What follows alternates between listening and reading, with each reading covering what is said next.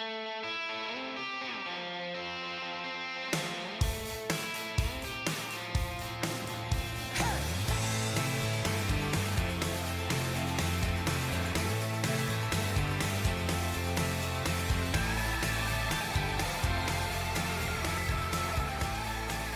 Steve Wiggins, and this is the Groundworks Ministries podcast.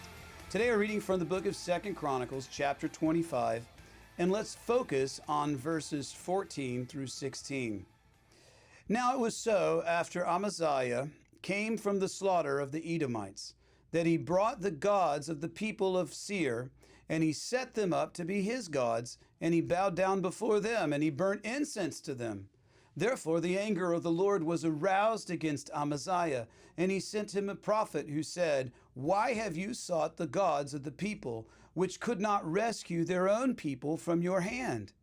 And so it was, as he talked with them, that the king said to him, "We have made you the king's counselor? Stop! Why should you be killed?" And then the prophet stopped, and he said, "I know that God has determined to destroy you, because you have done this and have not heeded my advice."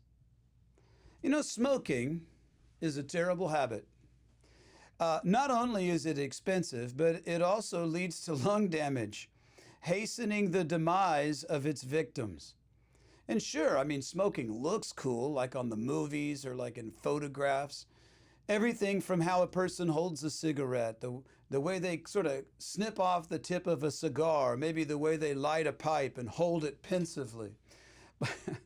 But the way that some smokers slowly drag and then release that smoke, it's just all so cool. But then lay those cool images aside and imagine the feeling of drowning 24/7. Imagine being unable to get a full breath of air. No. As cool as smoking may appear, when I consider its effects on the body, smoking is definitely not for me.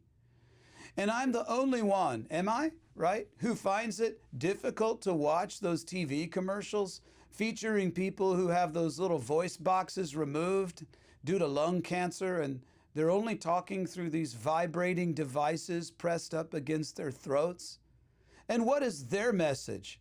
This is where smoking leads. I feel sorry and sad when I see kids smoking. Then I wonder, have they ever considered that something so cool would end up so tragic? Probably not. You want to know what really confuses me though? I can see kids are dumb. I was a dumb kid. Every time I visit a hospital, I see nurses and doctors standing outside smoking. That's what I can't understand. I can understand the kids, or maybe foreigners from some culture that doesn't really have, lung cancer awareness. But a healthcare professional in the United States, it's unbelievable. Yet there it is, pretty much every hospital in America.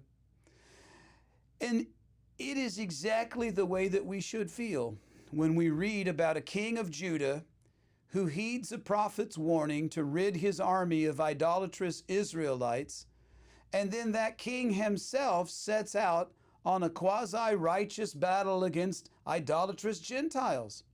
And then he turns around and secretly practices idolatry himself. It should sicken us to the point where we ask, how can this be?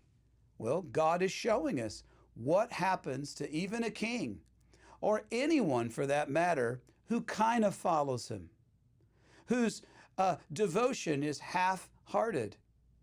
2 Chronicles chapter 25, verse 1 and 2 says this: Amaziah was 25 years old when he became king, and he reigned 29 years in Jerusalem. His mother's name was Jehoaddan of Jerusalem, and he did what was right in the sight of the Lord, but not with a loyal heart.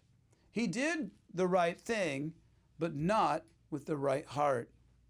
And just as the doctor who unwraps a new pack of cigarettes and glances at that smoking causes lung cancer warning and then jokes to his friend, these things will kill you, before he sparks it up, so many people, they have an affiliation with the Bible.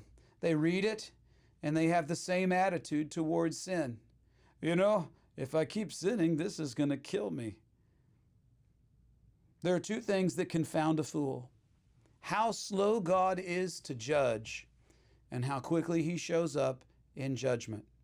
So let's learn Amaziah's lesson, but not in the manner that Amaziah learned it. Learn it in the manner in which God intends for you to learn it, that you would seek his word and wholeheartedly heed it. I'm Steve Wiggins, and this is the Groundworks Ministries podcast. Groundworks Ministries operates entirely through financial donations from faithful people like you. And your giving to Groundworks Ministries transforms lives. Would you consider making a donation to Groundworks Ministries today? We need your monthly support now more than ever. And donating is secure and it's easy at our website, groundworksministries.com. Now, another way to help is to tell people about Groundworks Ministries. Share these podcasts with friends and family and on your social media. And of course, you can always direct people back to our website, groundworksministries.com.